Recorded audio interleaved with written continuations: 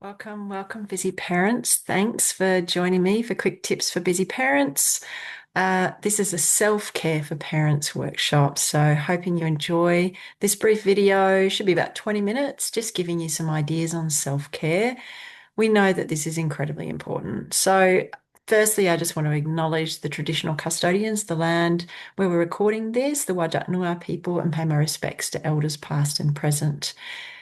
In this very important workshop, and I do believe this is the core of everything, we'll look briefly at the situation for parents and think about what self-care actually is, what self-compassion is, because that's such an important piece within self-care, and then some significantly helpful strategies, including that final one, listening partnerships. So, firstly, I know I'm preaching to the converted here, but sometimes it's helpful for someone to acknowledge and validate all that we do, all that we're dealing with, all of the challenges. So, we know, and this information is through the hand-in-hand parenting approach, has codified this into a great little booklet all about parenting and how we can bring connection to that process. But specifically, it highlights the situation for parents. So we know that parents love, big love for their kids, but that the situations we're faced with, our busy lifestyle, and all the challenges we face aren't always conducive to connected, warm, and responsive relationships. So parenting is really seen as a hobby in our culture, you broke it, you bought it kind of perspective. And that leads to a sense of isolation. I'm yet to meet a parent, including myself, who doesn't feel really isolated at times, really exhausted, really overwhelmed, plenty of guilt in there, not much time to go around. And then so many parents are facing deeper, more systemic oppressions, such as racism, poverty, and sexism. What we do know on the positive side, as I said, is that parents love and adore their children and they make huge efforts for their children's lives to go well. What I know after more than a decade of working with parents is that we flourish when we get some appreciation and some support, and that all of us are really trying to improve on the very best that our parents did and all of the love and care that they gave us. We're trying to build upon that, use that as foundation to work from, and we deserve help as we do this work. So when parents are helped, when they are well supported, their caring can expand and can become leaders in their families and communities. Now, the second point, what is self-care? So within the context of that situation for parents, we're looking at what self-care actually is. So it's literally looking after yourself. It's any activity that you choose to do that helps you feel well, physically, mentally, emotionally. It can help you feel healthy, relaxed, and ready to take on the challenges and responsibilities of parenting. Now, what about self-compassion? This is, really kind of sits under self-care because self-care without self-compassion really isn't that impactful. If we're having that moment to ourselves and using it to judge ourselves, we're not going to come out feeling refreshed. So being kind to ourselves, and here's the key point, even when things don't happen the way you expect or want them to. And another really important point, treating yourself with the same warmth, care, and understanding you would give to someone you care about. I think this third point, acknowledging that struggles and challenges are really a big part of parenting and that everyone goes through them and that we're not alone, is really powerful. I think the parenting workshops that we offer through Southwest Metro Parenting Service can help with this. Being in a group with other parents and hearing their experiences digs deep into that rigidity that we sometimes have, that I'm the only one. My kids are the only ones doing this. I'm the only one doing this. Actually, when we're in a group with other parents, it very quickly comes to light that everyone has these challenges. And self-compassion is actually a skill. It's something you can learn, it's something you can practice, it's something you can get better about. It really helps. It helps so much. Raising children, we just get everything together, we figure it out, and then boom, it all changes again. So as we navigate to one point on the map and then the next point, and then it changes again, this as our constant companion can really help. Not only is this good for you, powerfully, it is so important for your child. If you're beating up on yourself internally, it's very hard to be there for your child in ways that are going to support your relationship and support their development optimally. It improves everything for you, and it also improves everything for your child. And really pivotally, this bottom point, showing kindness to yourself means that you're showing your child that it's okay to make mistakes, forgive yourself, and try to do better next time. So now we're on to some strategies, some practical ideas, and this is one that I love to share because it's so simple. Often these ideas are just ideas in this part of our brain, the executive function, the reasoning, rational thinking part, but for them to sink down and become part of who we are and how we do things every day takes some time. So as we're reaching for that space, we can create this joy matrix. So this is an idea that I've seen in a few different forms. There's a wellness wheel that I think is on the Beyond Blue website. This joy matrix, I cannot remember where I found this, is really simple. Create yourself a bit of a bingo card. And in each of those, think about each of those squares, think about something that brings you joy, something that helps you feel rejuvenated. I've put some that I enjoy here. So connection with the people around me, with my kids. Exercise, sleep, water, and food are really pillars. Switching off, having a moment just to, watch some Netflix, read a book, read a magazine, being creative, doing meaningful work, finding some inner peace through mindfulness and meditation, and also how we talk about and think about ourselves can be part of that. Once you've got this little square, this little bingo card written out, some of the key things that you need to feel a sense of joy and well-being, you can stick it on the fridge and just be accountable to yourself. Just each day checking, how many of these have I done? Sleep wasn't so good. Yep, haven't drunk any water today. Have only eaten the kids' leftovers. Haven't exercised for a while. None of the above. Of course, at that point, we're not going to be feeling too great. So it just helps us to prioritize that idea of putting our own oxygen mask on first, that we also are deserving of care, of nurturing, um, and of all these beautiful aspects of life that make life a joy. So that's the joy matrix, really simple idea. I encourage you to give it a go. I encourage you not to use it as another thing to feel guilty over. I know as parents we do that a lot, but just to treat it as a way to support an infrastructure of, yeah, this is what I'm aiming for, and I'm going to do my best to bring those things each day. There are some other strategies here. There's a whole bunch.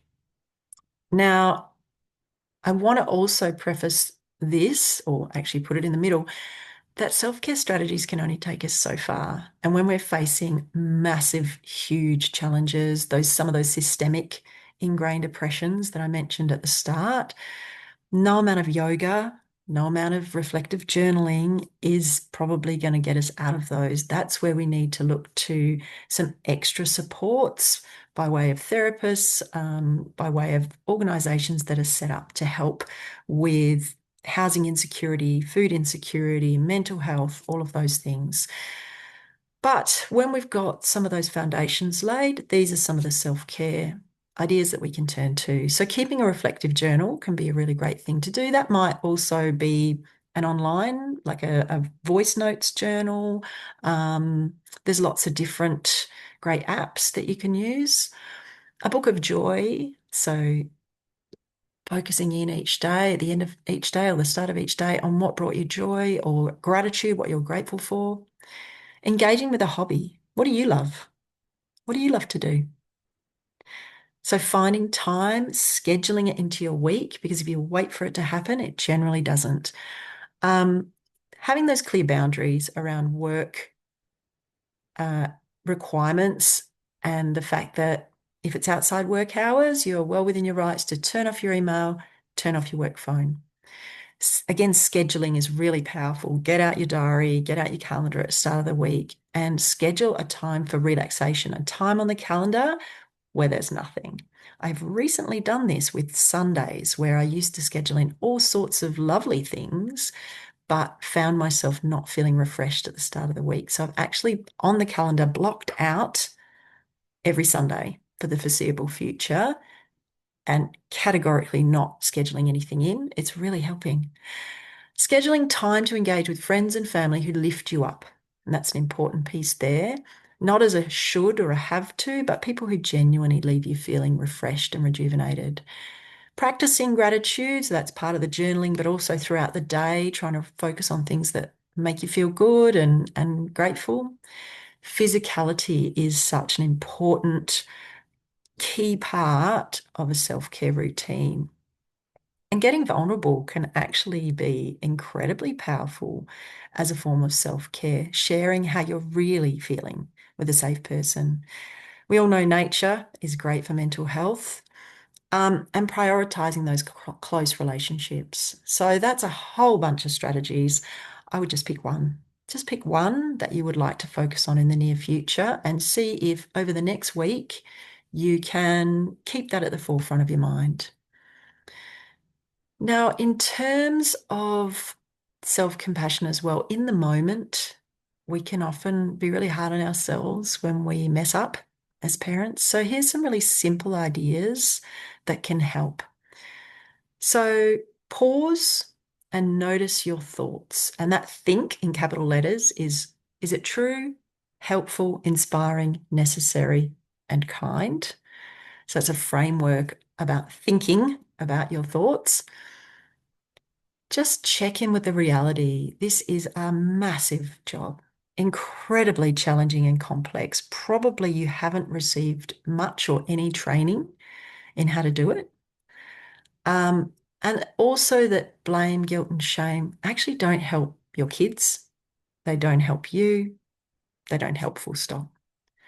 And then step three, after you've just noticed your thoughts, had a bit of a reality check around actually, this is hard and the blame and shame aren't helpful, and I'm really willing to let the blame, shame, and guilt go. At that point, we can really practice that positive self-talk or that nurturing self-talk. I'm trying my best and I'm learning as I go. Other parents find this hard too. I'm not alone in this. And I can really testify to that, working with parents every day, being a parent myself. Everybody finds this hard. I'm a good parent doing my very best, given all the circumstances. And I certainly don't deserve any judgment or any criticism, especially from myself. And finally, just I'm not willing to judge myself or shame myself. So these are some, again, really practical ways we can interrupt any of the negativity that we might be bringing, or the judgment, or the shame, or the blame. Now, I've left the best for last. This is my personal favorite, listening partnerships. If you've heard me speak or been to a workshop with me before, you'll know that I pretty much always include listening partnerships because it's the cornerstone of my own support network and has been a really profound space for learning and growing. This is an idea from Hand in Hand Parenting. It's very simple. It's a peer support tool.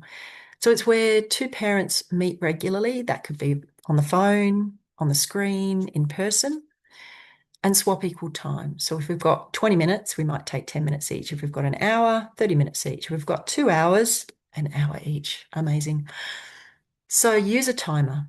And that's really helpful because it means you can sink into that time without worrying that you're taking up too much time or you're going over or under. A core part of this process is that it's confidential and that we don't refer back to anything that the speaker has said. So next week, not only would I not say it to anyone outside of this this partnership, but I wouldn't refer back to anything that person said. This is a really different way of connecting with another human to how we normally do. We're normally looking for connection points. Oh, yeah, I had that problem. Oh, remember what happened last week? Oh, how are you feeling? We're doing all of that beautiful connection. That is very helpful in certain contexts, but for listening partnerships over many, many years, the team at Hand in Hand Parenting have come up with a set of guidelines that really builds safety. So confidential and no referring back. And then it's a very specific form of listening where we don't give any advice, we don't try to fix, and it's absolutely a space of non-judgment with no interruptions. When listening partnerships are done as a practice, week after week after week after week, year after year after year after year, as I've been doing it, it becomes this potent crucible, this space for really huge changes, really big insights, really big awarenesses about ourselves, what we're bringing to each moment, about the kind of problem solving that might work. And because we're the ones figuring it out, it is problem solving that probably will work. Sometimes a fresh idea can be helpful, but in this process, we really honor the intelligence of the parent who's speaking at that moment and say, this person's the expert in their family. They know their own capacity, they know their own story, they know their kids better than anyone. So they're the person who's going to come up with the most impactful problem solving. So there's a lot more to be said. It's a simple idea, very, very profound, very powerful. If you're interested to know more, please get in touch using the contact information on the last slide, or you can find us on social media at Southwest Metro Parenting, on the internet on Merilinga, MERILINGA.org.au, and look at parenting services there. And we'd love to give you some more information and support you as you figure out about listening partnerships and other aspects of your self-care routine. Other forms of support, particularly if you are facing some bigger challenges, as we all do at times, parenting's a bit like the stormy sea. We're there in our little boat being rocked about from side to side. We need those lighthouses. And here are just a few. We can go to a GP for a mental health plan. Counsellors can be an incredible support. Free support lines like Nagala's parenting line, Beyond Blue. There's quite a lot of really good ones. One-to-one support with parenting services like Southwest Metro, and also parenting workshops like those we offer, such as Circle of Security Parenting, Hand in Hand Parenting, and others. Really recommend those spaces. And here is a beautiful child of mine. I will just pause for one moment. Sorry, I have a question. Wait for one moment, my love. I'm just going to pause the recording. Parenting in a nutshell, always on. So here we have some resources for parents and carers. Suggested a few in the previous slide, but here's some more. If you're just looking for some online information, Raising Children is the evidence-based Australian website that can be really helpful if you've got specific questions around potty training or potty learning, things like that, child development. Hand in Hand Parenting, you can enter in specific issues or challenges you're faced with, same with 0 to 3. Better Beginnings is our local Western Australian early literacy program. It's fantastic. Beyond Blue's Healthy Families is also a really good place to look. The Fathering Project we love for dads to get engaged there. So there's lots there, and there's our contact details, bottom left, as well as more crisis helplines at the top left. So I hope that those resources are really useful for you. And if you're a parent who needs translation or interpreting, or you know someone who does, there's some information about this, the translating and interpreting service up the top there too. So you deserve support as you do this vital work. You can get support from all sorts of amazing places. We're one of them. Miralinga Parenting Service and Southwest Metro Parenting Service, as well as our partners within that Southwest Metro Parenting Service, City of Cockburn and Keys. Your local library has all sorts of books, podcasts, great things to help you out. Um, so podcasts are a favorite for me. I find that a really useful way to get information on the go. There's some great apps around mindfulness specifically, but also parenting. Facebook groups can be a really great grassroots way to get some support at a time that suits you. You know, it can be middle of the night that you're challenged and you can get on there and feel not so alone. Just look for a group that you feel safe in and that ideally is informed by evidence and research. And there's some websites there that you might like to have a look at as well. So, in summary, from today's session, this little video has shared with you something you already know, which is that you're doing your best. And that's within a society that doesn't always support parents in the ways that really help. Self-care essentially means prioritizing our needs, and that can be hard.